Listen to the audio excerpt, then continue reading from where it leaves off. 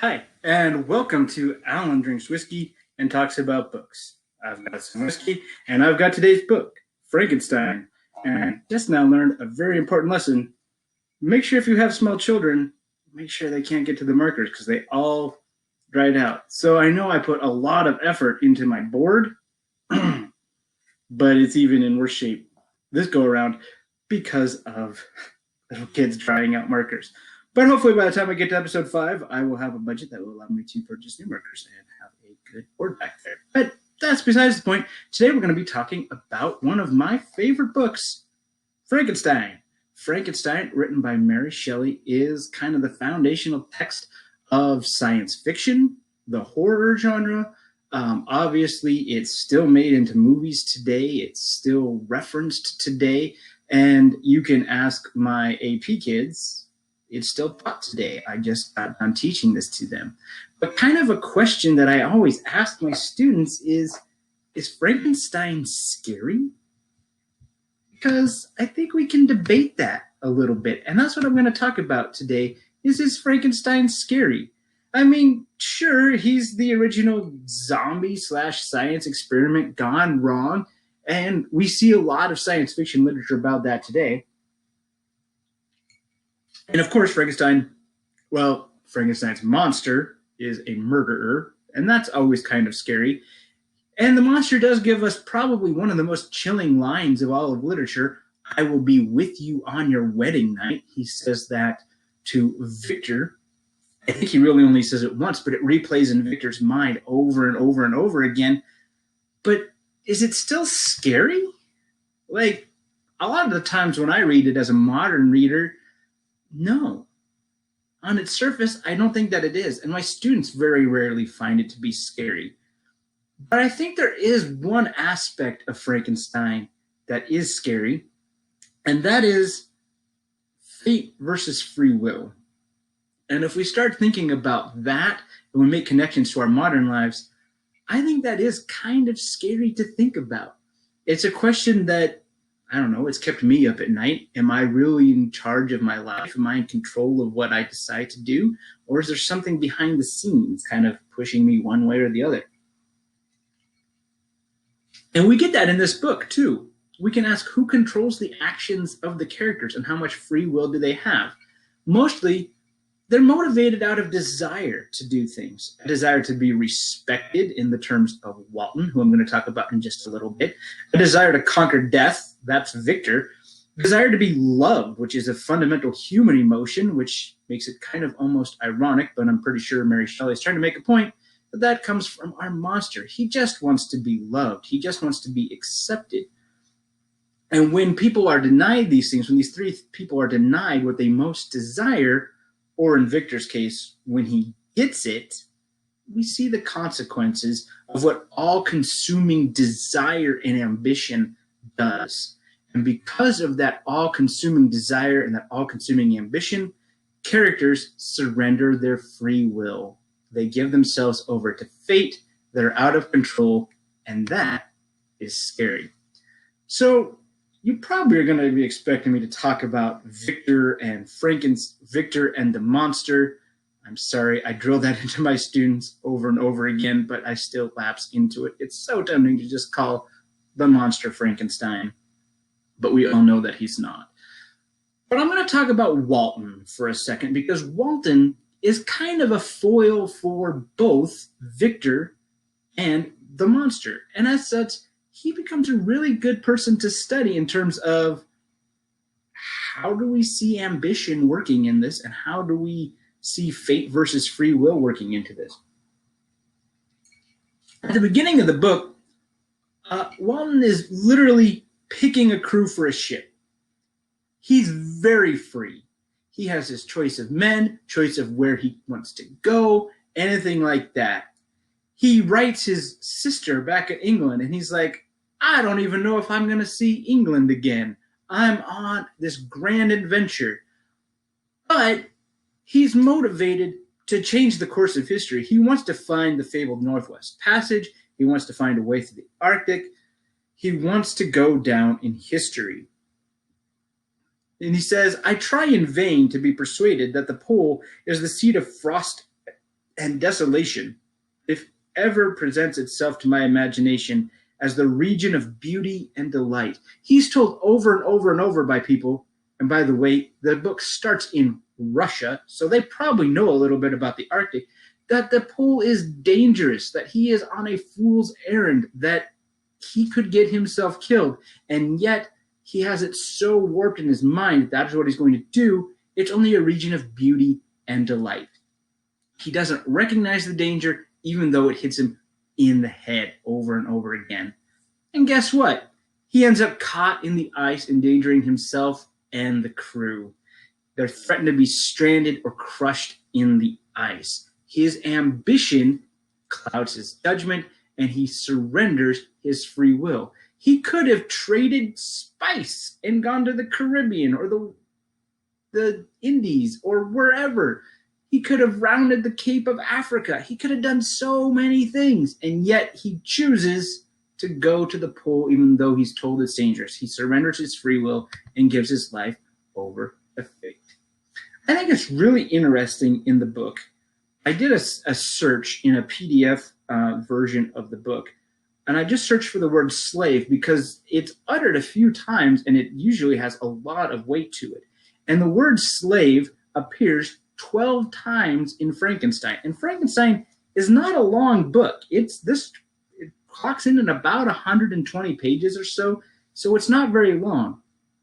It appears 12 times. That means about once every 10 pages, Mary Shelley is working the word slave into what she's saying. That's pretty frequent. Victor, and it starts early on with Victor describing his work to try to conquer death, ultimately the work that's going to create the monster. And he describes his work like, my enthusiasm was checked by my anxiety, and I appeared rather like one doomed by slavery to toil in the mines or any other unwholesome trade than an artist occupied by his favorite employment. So even as he's building this monster, which will be his legacy, whether he likes it or not, and he probably doesn't, he's not finding joy in it. He's toiling away. It's like being a slave. He's a slave to his ambition, but he can't stop. He thinks it will be worth it. If he can just do this, it will all get better. When he's ordered to make a new monster, but through the whole period during which I was a slave of my creature, keep in mind that he is ordered by, under penalty of all of his friends dying, by the monster to create a bride for the monster, someone that he can have a companion. And as he goes through that, he says that he's a slave to his creature. He surrendered his free will. He already did that, though. He's given multiple chances to not pursue his line of work. He ignores them, much like Walton ignores all the times he could have gone literally anywhere else in the world other than the North Pole. And as a result, he's a slave to his ambition, and then later on, he's a slave to the monster because he doesn't want to see anybody that he loves be harmed. The monster itself also considers it a slave. When it's talking to Walton on the ship after Victor has died, he says, I knew that I was preparing for myself a deadly torture, but I was the slave, not the master, of an impulse which I detested, yet could not disobey. He has made a promise to Victor, and he feels that in order to be respected, to be taken seriously, maybe even to be loved, he has to do it. And so he becomes a slave. The monster could have quit humanity and is probably given a bunch of reasons why he should. He should stop seeking love when it's not going to come. But his desire to be loved, his desire to be respected, his desire to be welcomed into the world of living beings is so great that he feels like he has only one choice to make, and that is to murder. So you can also argue that he has the free will to not do that. He didn't have to murder William. He didn't have to murder Elizabeth. He could have just said, okay, Victor, fine, you won't make me a creature, but this is a zero-sum game. But he feels compelled to. Maybe in hindsight, he can look back and say, no, that wasn't a good idea. But he was a slave to his ambition. And so here we are. All the characters in Frankenstein have free will until they don't. Like I said, Walton could have gone literally anywhere in the world. He's even encouraged to, but he pursues it. Even when he's on the ship and his crew wants to go south, he could have said, yep, okay, that's what we're doing. Instead, he pushes on until it is too dangerous for them to continue and they're literally trapped by the ice.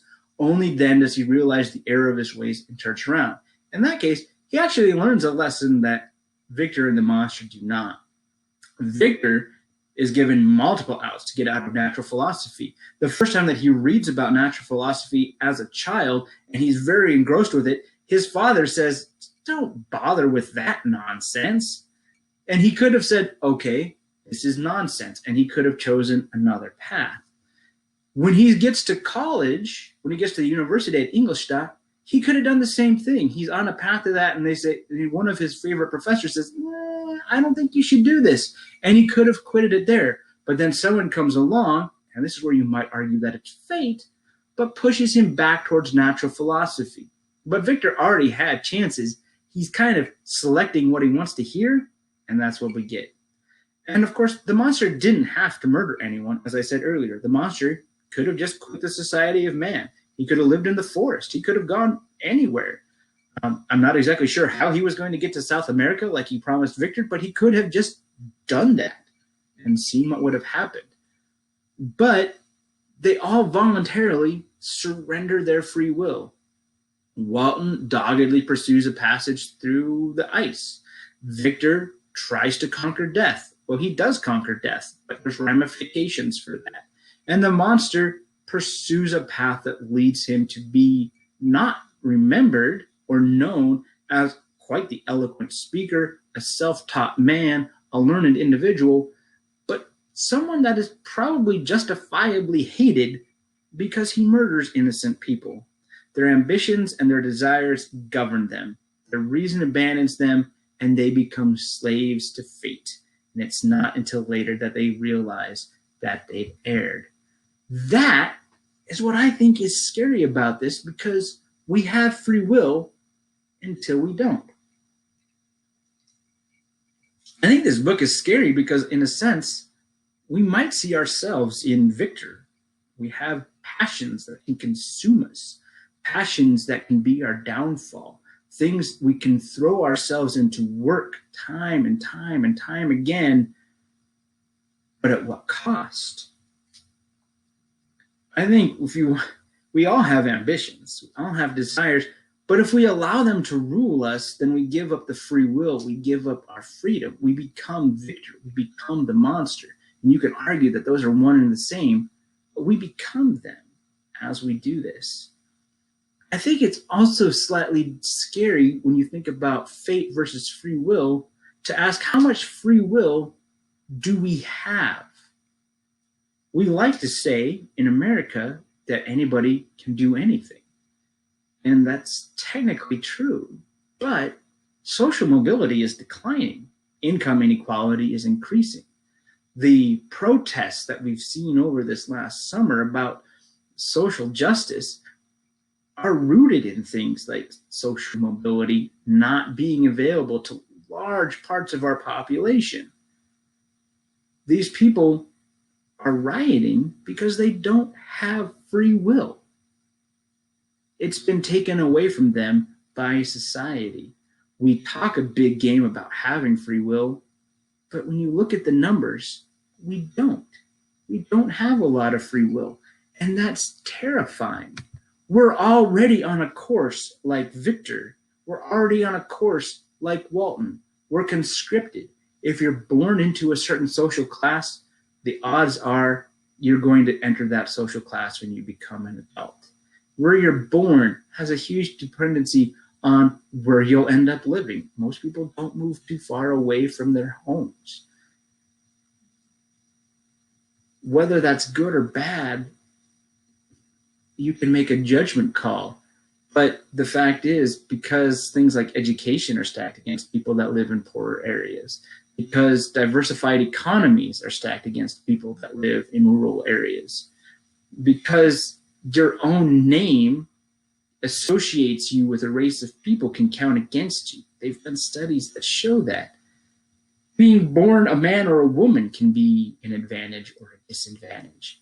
A lot of your opportunities, depending on who you are taken away from you the second that you're born. Kind of like the monster. The monster's born, he's created, but he doesn't have the opportunities. He wants free will. And when you don't have free will, what happens? I think it becomes scary to think about.